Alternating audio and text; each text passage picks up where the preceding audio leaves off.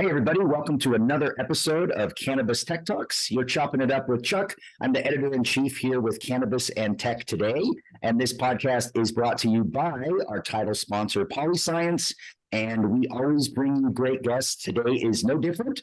We are actually chatting today with Ryan Ratzloff, who is the founder and CEO of Ryan Labs out of Michigan. Did I get that right? You got it. Awesome. Well, thank you so much for coming and joining us today. A lot of things happening in the industry. There's event season is coming up. Awards are being handed out. And before we dive into it, because I understand you guys won some awards and you guys are doing some big things up there. Do you mind telling the audience just a little bit about your background and kind of what you did before you got into cannabis? Yeah, absolutely. So my background is rooted both in cannabis and CPG. So Michigan born and raised. And I went to Western Michigan University, where I started using cannabis pretty heavily. Also started enrolled in the food marketing program at Western, which at the time was a unique program that they didn't have anywhere else in the nation. Kellogg's basically funded the program. So we had free books, got great lessons from role players in the industry to really learn in depth about what drove the food industry and marketing of food and how to sell consumer packaged goods. And I loved it. It worked out really well. I went to go work for Pepsi, spent 12 years at Pepsi. And, while I was at Pepsi doing a myriad of different roles, some of those roles weren't very challenging. And to use my time, I started growing pot. And that really just took off. At the same time that Michigan legalized it was when I got it in 2008. And so there's a lot of cross-functional relationships between, selling cannabis and making cannabis products and CPG. It's all relatively the same in today's world. So as the cannabis market started to mature, a lot of the things that I learned at Pepsi and through Western Michigan's food marketing program became evident that there was a lot of crossover that would, really tie well together. You've got a pretty impressive pedigree, coming into the industry, but you're also, it sounds like you're also a real legit enthusiast and someone who has a passion for the plant and growing. Is that safe to say? Yeah, absolutely. And that's why it started. We had family that we were in medical need and also loved the plant my personally. So me, my father, and a buddy of mine, we threw a couple $1,000 in a spare bedroom to see what would happen, did tons of research, and it turned out to be really, really great product. And that just it was a side hustle and a passion thing, and that's something we were able to do to support some family members and friends in need. And as things continued to progress, and we started seeing what people were doing in Denver and in California, we became really interested in that. Concentrates, were just becoming a thing at that time. And I remember we tried our first live resin product from Denver and went, well, this tastes like the plant smells. Yeah. I'm in. That's it. Yeah. We're all in now. And they didn't make equipment at the time that could process fresh frozen. So we dove in, me and my partner, and started building equipment that we could use to make it. Yeah. Didn't follow a lot of traditional methodologies and how to create products, and ended up, being some of the first in the country to separate THC from, terpenes and reformulate things back into better products. And right out the gate, started winning cannabis cups. I think we're the only one that for THC isolates. The first cup we entered, it's funny. We created a separation and of the pile of diamonds on one side over here, and then had these little jars of, HTE on the other side. And the HTE was what we were after. We wanted the flavor and the taste and that plant profile. And we thought, well, what a problem, because we have so much more diamonds over here than we have HTE on this side. No one's ever going to want these diamonds. And we put some in the cannabis cup just because it looked pretty. Yeah. We got third place. And then the whole high teams crew came over after. We're like, what is this? This is crazy. Like, here's our cards. If you need help, call us. This is amazing. Yeah. Good work. And we went, And we sold right out. Like, boom, everything's gone. Yeah. then, next cup came, and in Michigan, there was a Midwest and a Michigan cup. So a few months later, we're like, well, put one in each category, and third, second, oh, shoot. You're onto something. Fast forward, the next cup was first. We went, okay, well, we should probably quit our day jobs and focus on this completely. And we love it. I mean, from day one, it's always been about how do we make the highest quality products in a transparent way. Mm-hmm. We didn't trust some of the other guys in the industry that were doing it. We want clean, safe products for the consumers. And from day one, there wasn't a product we sold that didn't have a terpene report on it, didn't talk about residual solvents, didn't have all the cannabinoids available packaged on the label. That's always been a focus for Element and for us. We're kind of sewers of the plant. That's, I think, how we've maintained consistency across the board. There's barely a product that goes out of here, probably not a single product at all, that I haven't personally smelled or tasted or looked at or consumed, as well as all the other owners in here are hands-on touching products every day. Wow. So did you have a playbook to get you to this, or were you kind of making it up as you go, because you've got the growing side, but also you mentioned earlier, you've got to have equipment, you've got to have, the right stuff. And some of that is, new to the space, and there's innovation going on there. So what did you do? Did you kind of create a hybrid playbook yourself? Did you go off of, stuff that other people had done? And just kind of curious what your recipe was to get there. So the playbook that so then we got licensed. We were the first licensed processors at scale in Michigan. We bootstrapped that ourselves and didn't want to answer to other people. Having just quit a Fortune 50 company, I was very familiar with what it was like to work for people who really didn't even have a stake in the game or care either, and that wasn't something I was looking to sign up for. So we started small. Made some good deals, but also we're really focused on, what we did steal from Pepsi was we knew that we needed a portfolio. Just live resin wasn't going to be enough. So we started a medical brand called Rise and an edible brand called Dream, because we wanted to make sure that when we went to market, we could, Element's a high-end concentrate brand. It's not for every shop isn't going to sell, high-end concentrate, or at least in volume. But we wanted other offerings as well to accompany those. And we also are passionate about, doing RSO and making, individual cannabinoid tablets and some of the other products we make that are successful. So having a plan and strategy to bring a portfolio to market instead of just one brand was really, I think, what helped us and helps us during, times where the market moves up and down. We're not a one-trick pony. We have several other things that we use that, do well at all different times of the year. Oh, that's great. So do you think that, and by the way, where did the name come from, Lion Labs? I don't know. We like lions. There really wasn't a whole, there's no great backstory. Lion's a cool animal. Yeah. Logo we liked. Are you a Detroit Lions fan? Unfortunately, we are mostly Detroit Lions fans here. Yeah. Which is well, that's fun to watch this year. Yeah.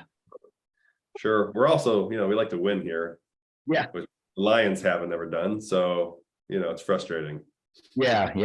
No, I think that's pretty awesome. So what's kind of the state of the state in Michigan right now? Because I look at that state from, my perspective down here in Denver, and it seems like Michigan is a pretty enthusiastic state and has been, like they didn't go kicking and screaming into, legalization and medical and stuff like that. So it seems like a pretty, I don't know, enthusiastic type market. What's your kind of take on how it's going there, just from a business standpoint, legislation, so that kind of stuff.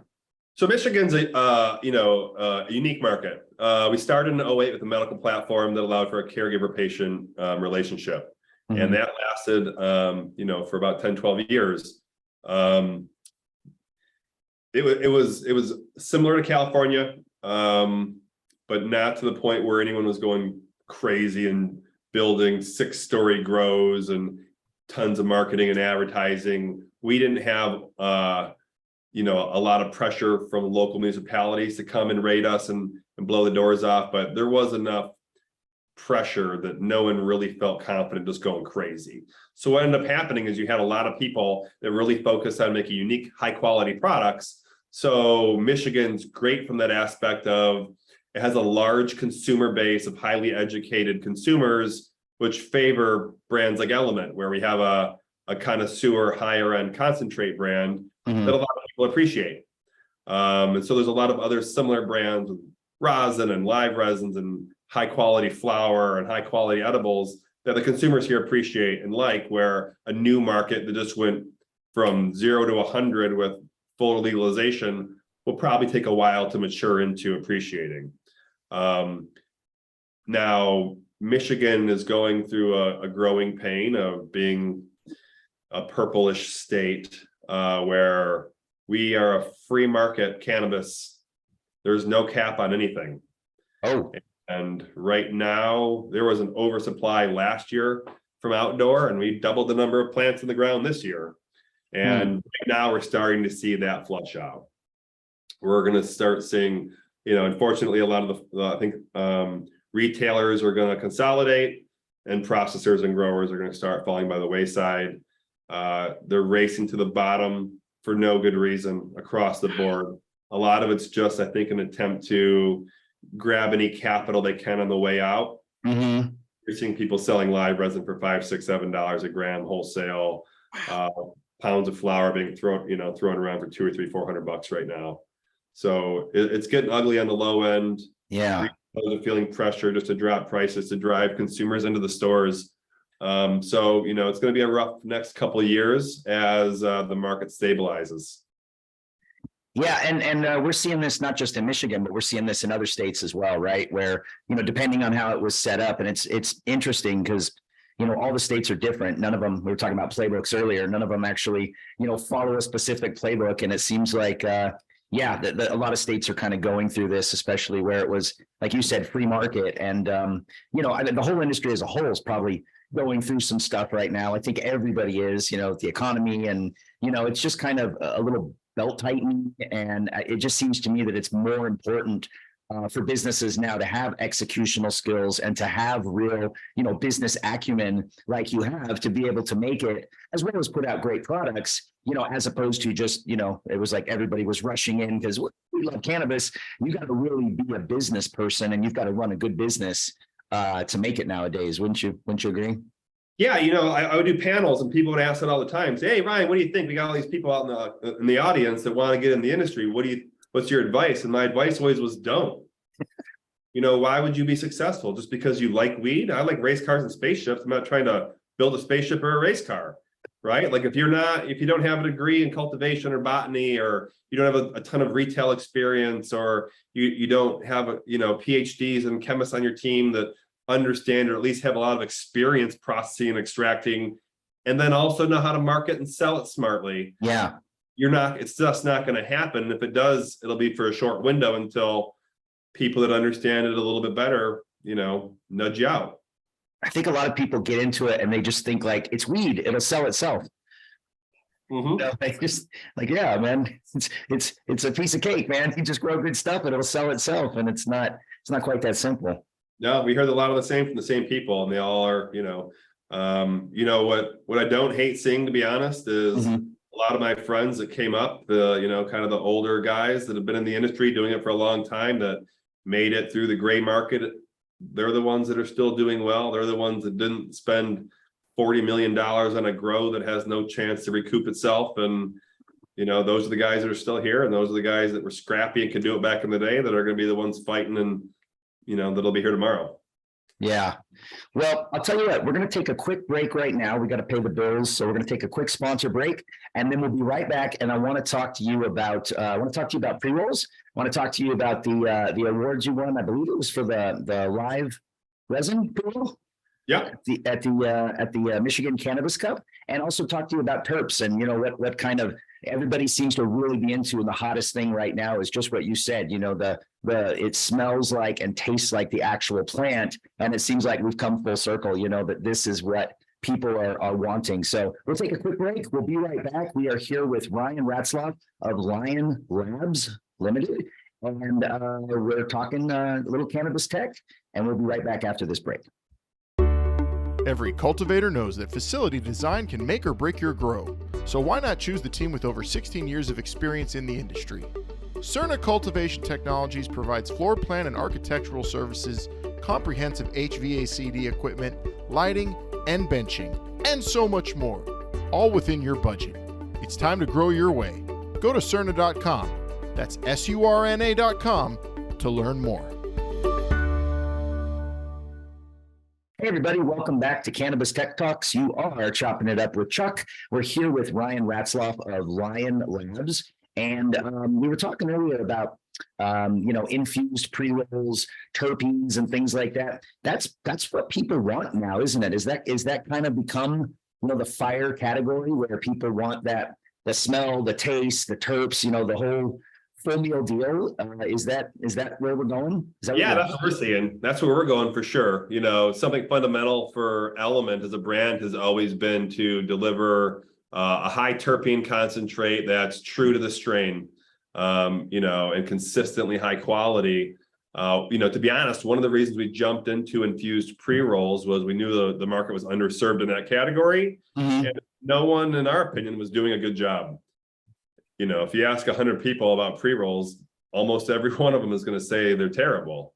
Yeah. And so, it was a little bit of vanity to say we can make what we think is going to be the best pre-roll ever, but we're, snobby about quality. Yeah. And we love live resin and think that, live resin terps are some of the best expression of the plant. So we jumped in the lab and spent months and months trying to develop what we think is the best pre-roll ever. And to get there, we infused a 0.5 gram of live resin with a 0.5 gram of premium flower. So we never use shake or trim, just premium flower and premium live resin from the same batch of flower typically. So what we want to do, and we don't grow for ourselves, we only cherry pick the best strains from the best growers around Michigan.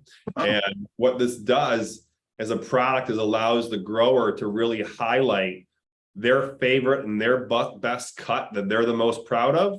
And what we think is the best representation of that. So you're getting some of the best flower that they put out, and we've infused it with live resin from that same cut in most situations.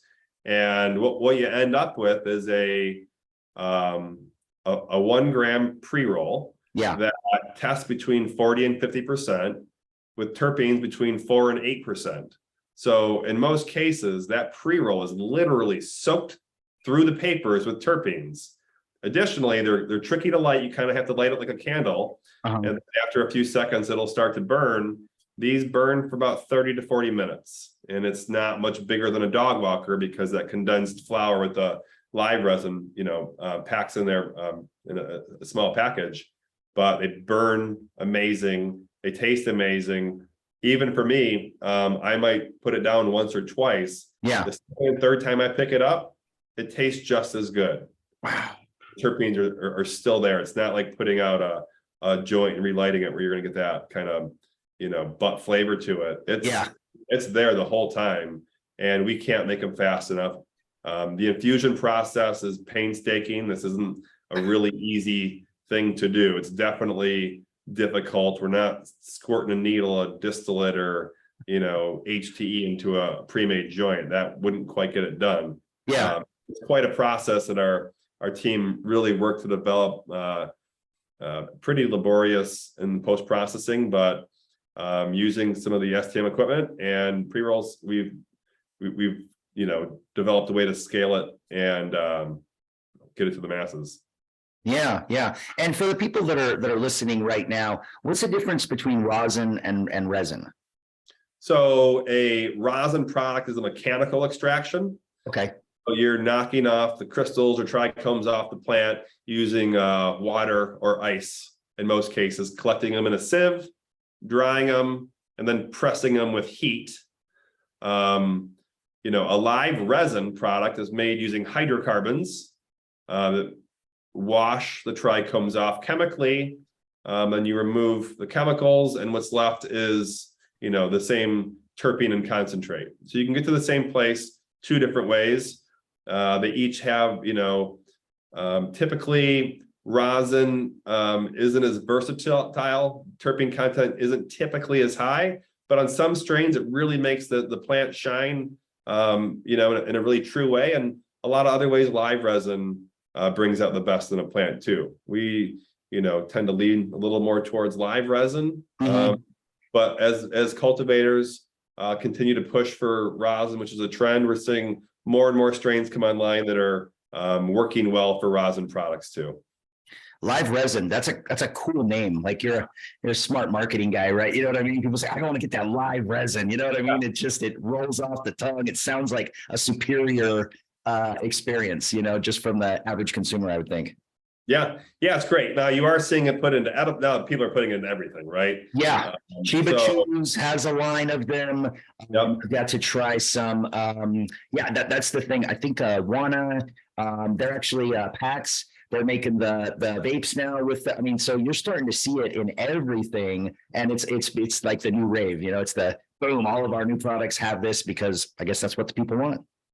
Yeah, it's and it's one of those things too, right? Cannabis marketing is a tricky one because some people put a drop of live resin in the product and go live resin, and other products like ours are made 100% from live resin. And when you try them side by side, there's really no difference. And a real consumer or connoisseur can tell right off the bat which one's which. But it is a better product. I think everyone using live resins and rosins is getting the farther away from distillate we can get, the better for everybody. Yeah. And I think that on the edible side, I enjoy an edible from time to time. That's kind of my go-to. It was like in the beginning, you didn't want it to taste anything like weed, right? And now you taste them and it's like chewing on some weed, now that they've got that there. So that's kind of come full circle as well, even on the edible side. Yeah, we're seeing that too. It's becoming a thing in Michigan. We have a large edible brand. We just rolled out actually a product called Pot Dots, which is a candy coated chocolate, and 1 milligram a piece. And we're, looking at doing some rosin or live resin variances on that as well. Is that tricky, making chocolate? We have some really great equipment and a really great team. So that part's easy. Getting a candy coated shell, and a 1 milligram unit serving is actually incredibly difficult. And we're constantly fine tuning and working on that. The chocolate in general, not a big deal. Making it look like one of the most popular candies in America that doesn't melt in your hands is tricky. Right. That's funny. So let me ask you this then. Pre-rolls as a category, from what I've read, are, I think, the number 2 seller in cannabis in the US. I think it goes like flower and then pre-rolls.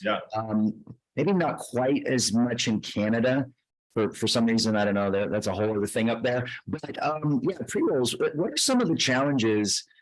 Because I think that people do like pre-rolls. That I know in my circles, and they go in and, maybe they get some edibles, maybe they get a vape, they always get a pre-roll. What are some of the challenges with producing pre-rolls? Because it's easy to buy, it's easy to smoke, you don't got to roll or anything like that. But I have a feeling there's a little bit of work that goes into putting them out and having a consistent experience, for the people that buy the pre-rolls. Yeah, so a couple of the biggest issues with pre-rolls across the board are the retail stores aren't giving them the space they deserve. You mentioned it's a number 2 category. My retail background is something that we leverage with a lot of our retail partners to help bring them up to speed on what they should be doing at retail. If that's your number 2 category, it should be the number 2 thing in your store you're giving space to. Flower should be number 1. In Michigan, pre-rolls represent about 22% of the entire take-home category for units purchased. So you have, 20% of your store, if you're doing space to sales, dedicated to pre-rolls, so that consumers can shop in a way that they're familiar or comfortable with things being represented like they would be in a traditional store. So first of all, they're underutilized and not communicated well at retail. That's the main issue. Secondarily, a lot of products in the pre-roll category are made from poor quality trim. They're using filler, just whatever they can stuff in there, and it's usually waste, bad material, floor sweepings. A lot of times you probably would see that on the lower end.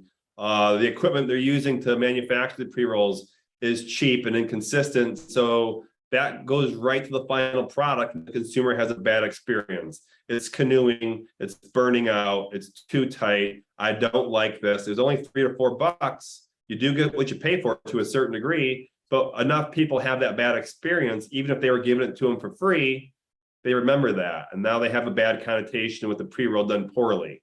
And that was an issue for us as well, overcoming that, right? So I still think pre-rolls in general have a way to go. It was critical for us to get it done right.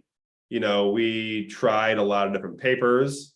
We tried a lot of we bought a lot of machines. We brought a pre-roll machine, one of the more popular ones. It bounces up and down, and it literally caught on fire in the lab. Which was a deal breaker for us. It didn't work that well anyway. Yeah, but it catching on fire was a problem. That's it. And then it wouldn't give us a good for you. That's it. Like, just we're done. Yeah, it was it for us. Especially they wouldn't even replace it. It caught fire. Yeah. I'm not gonna throw you under the bus, but maybe we should have. I don't know. Throw them under the bus. Let's go. Yeah. No. So you talked about the you guys have the Rocketbox Mini. Yeah, we use a Rocketbox Mini. Yep. And we, that was recommended from a couple of our buddies. We decided that we wanted to get into it. We work with a lot of great cultivators in Michigan. And we tour their facilities constantly looking for all the newest strains and newest cuts out there. We like to get hands-on before we decide to run any of it. So they were more than happy to show us all the different pre-roll machines out there. Some big giant units that cost hundreds of thousands of dollars, and then just a little cheap future rollers as well. And what kept coming out was we would see a bunch of white machines in storage on a wall, and then people were using the rocket boxes, and it became across the board, try these. And so we did, and there's a little bit different tech on those that allowed our product to work. And their team worked really well with us to develop. We have a custom size cone. We eventually moved to a new custom cone that we got through STM, but because of the unique product that we put into that paper, our filling process is different, and it's longer, and it's a little more complicated, and it's a little more nuanced because all of the flour is infused a specific way. So for the element product, it's a tricky product to do, and so far the STM rocket box is the only one that's worked. And we've paired that with a grinder as well as the new atomic closer. Yeah, the atomic closer was a huge win. Closing the pre-rolls for us was a job for like 8 or 9 people.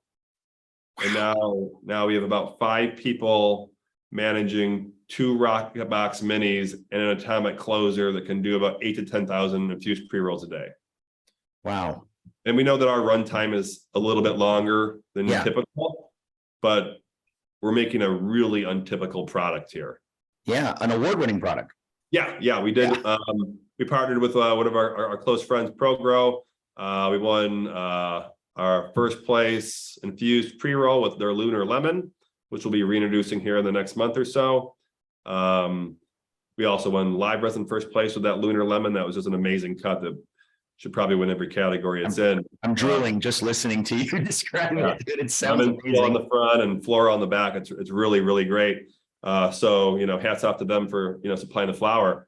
But really we wouldn't have been able to make it without hardware that gets us there. And if we can't scale it, then we might as well just roll it by hand and have it for personal use.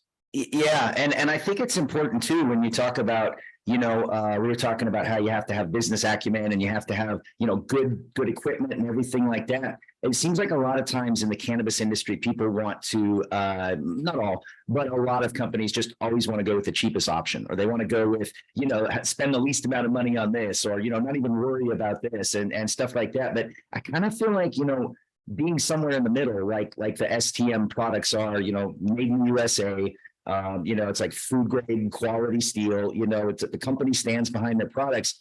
It's a nice balance between like you said, the $100,000 machines, the little cheap knock boxes. It's nice to have something kind of in the middle where you feel like it represents the quality of the products you want to make. Yeah, look, like we tell all our suppliers straight up, we have no loyalty to you. We don't care. Yeah. If somebody makes something that works better and they're easier to work with, we're going to drop you. Yeah. and we're going to go with them. And we tell We that. deserve it. Yeah, I mean, that's for carts, that's for equipment, that's for processing equipment, lab equipment, packaging and kitchen equipment. We only want to work with the best stuff. Mhm. We don't want to overpay for it, and we expect to have good service. We weren't getting that before. We got that, for sure. Same with our pre-roll supply. We had a company that fired someone in the middle of a transaction, and we were just, left waiting for an order, following up. Nothing ever came, never heard back, couldn't get a hold of anyone. And we're trying to grow our business. We're missing sales every day that we don't have this product.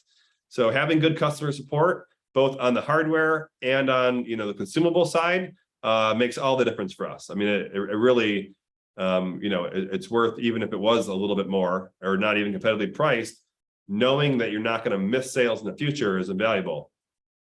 A lot of decisions here as a company to mitigate downtime. Mhm. We know we use big, powerful chillers. We'd rather use liquid CO2 because I'm not going to run out. It's not going to break. Yeah. I can't wait 20 weeks for a chiller to come in. I'd be out of market. It'd be over.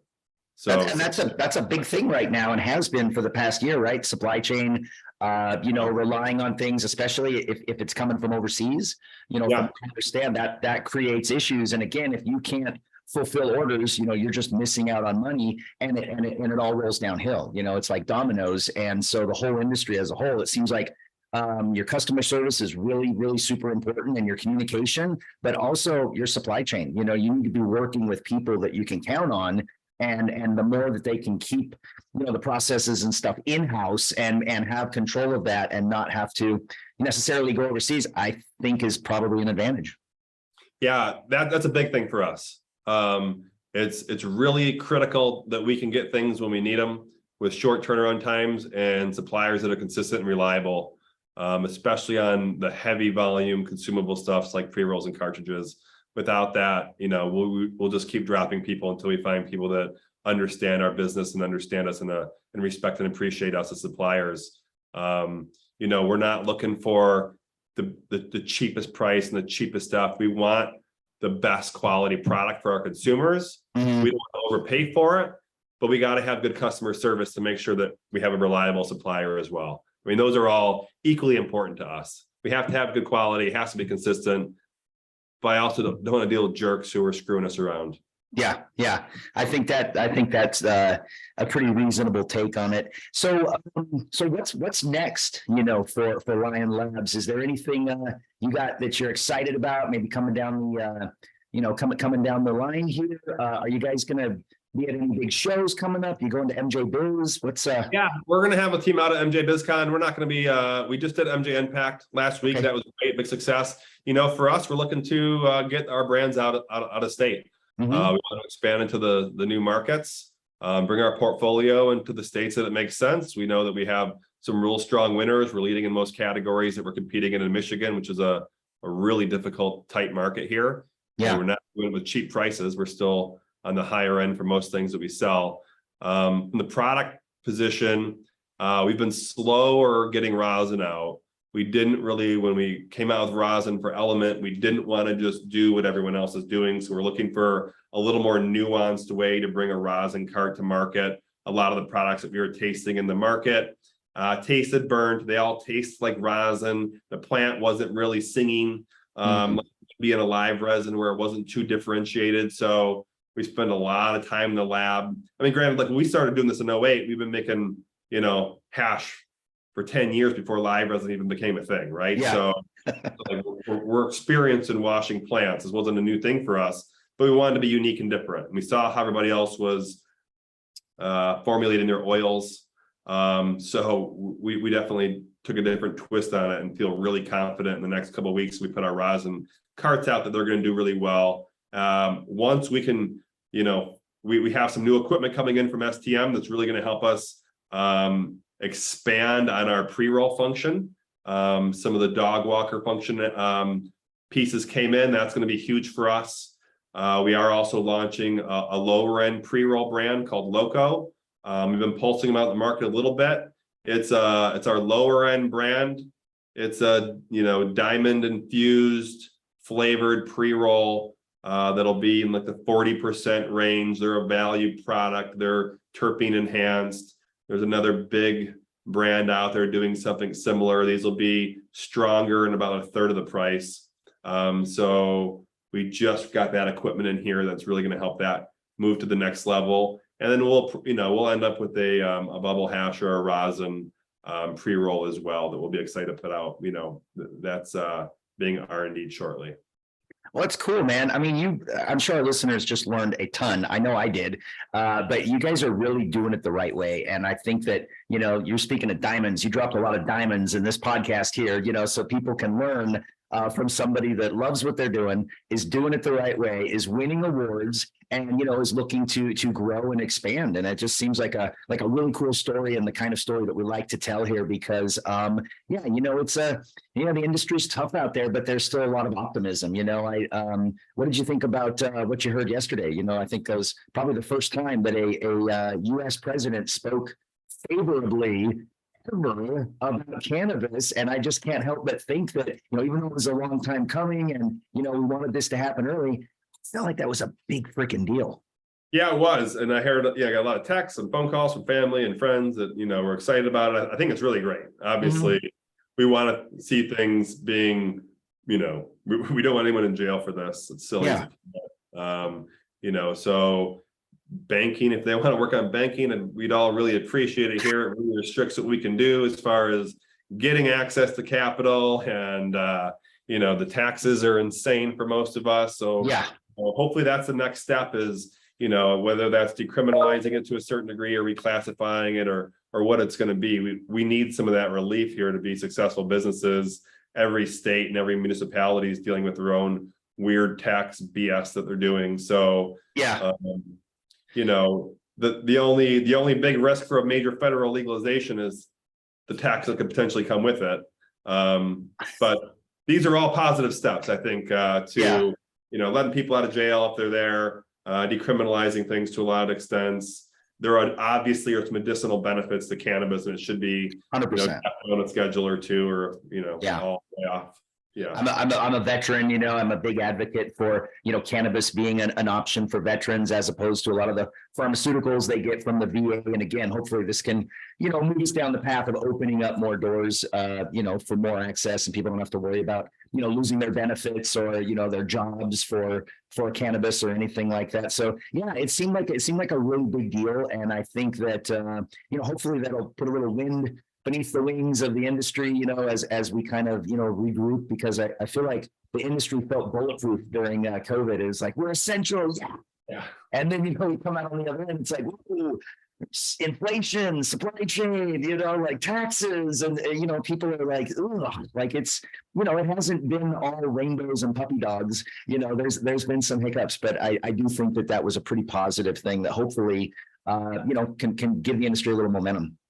Yeah, right. Momentum is exactly that. Hopefully we see a domino effect, and we see, both sides publicizing, legalization and decriminalization and declassification, and, right to banking and everything else like it should be. I mean, it's, the only reason I think we're in the circumstances we are is because other people have money to be made in pharmaceuticals and prisons and, alcohol, right?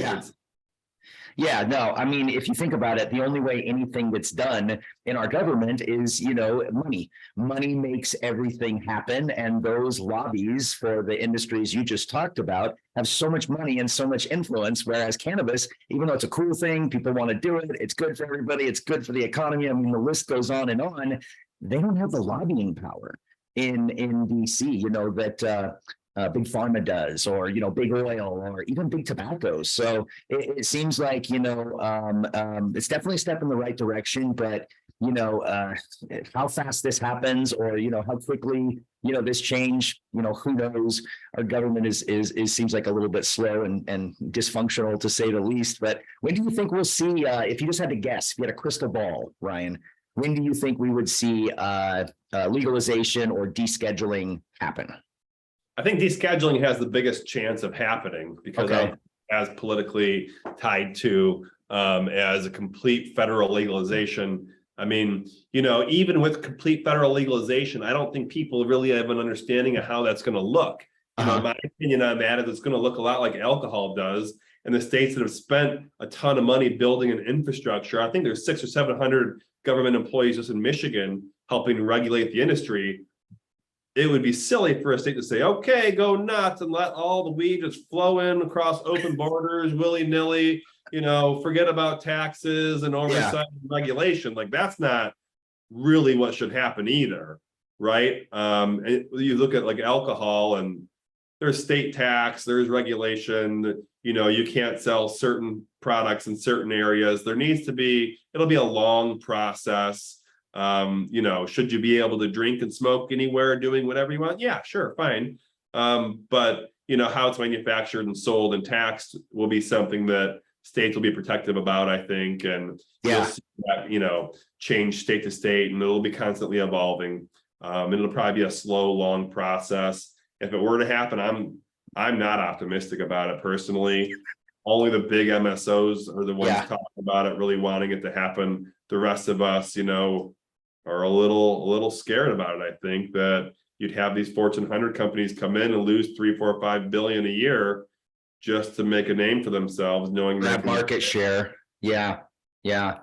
They've got those deep pockets, and they'll still have those connections, in politics, and they can grease the palms and everything like that. But no, it's just been a pleasure to speak with you. Where can the people listening, or the people that are tuned into the podcast, where can they find out more about Lion Labs, or even get in touch with you if they wanted to? Yeah, so you can go to our website, lionlabsmi.com. And that'll direct you to all of our social media. You can find us at elementextractions.com, or on Instagram at elementextractions, Eat Pot Dots, Rise Meds. So any of those places will direct you to our Instagram, our Facebook pages, our websites, etc.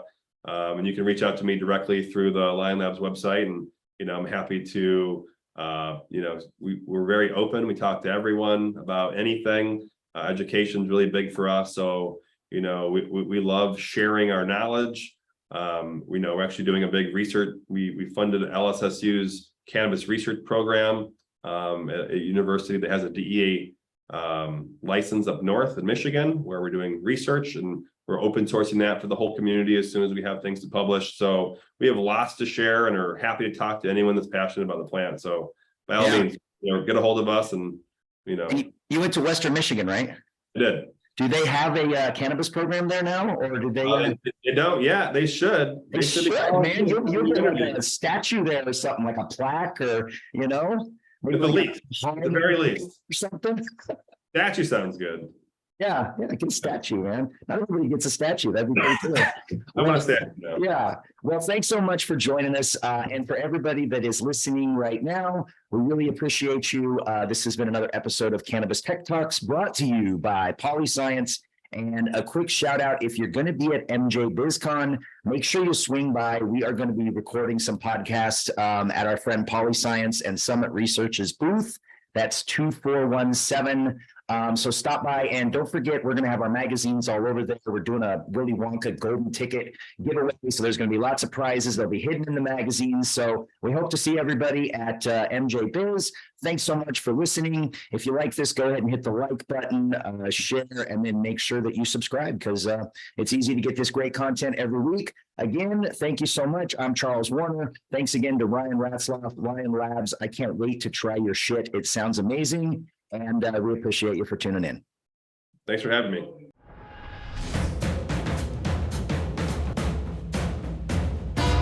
Hey, hello, I'm Tommy Chong from Cheech and Chong. Wait, you didn't think people would know who I am? Durachill. This is Durachill. This is Durachill. This is Durachill. No, hey, I don't talk like that. You want me to sell this? Buy it. Try Durachill or else. If you want something really nice in your laboratory, buy Durachill. You can't go wrong.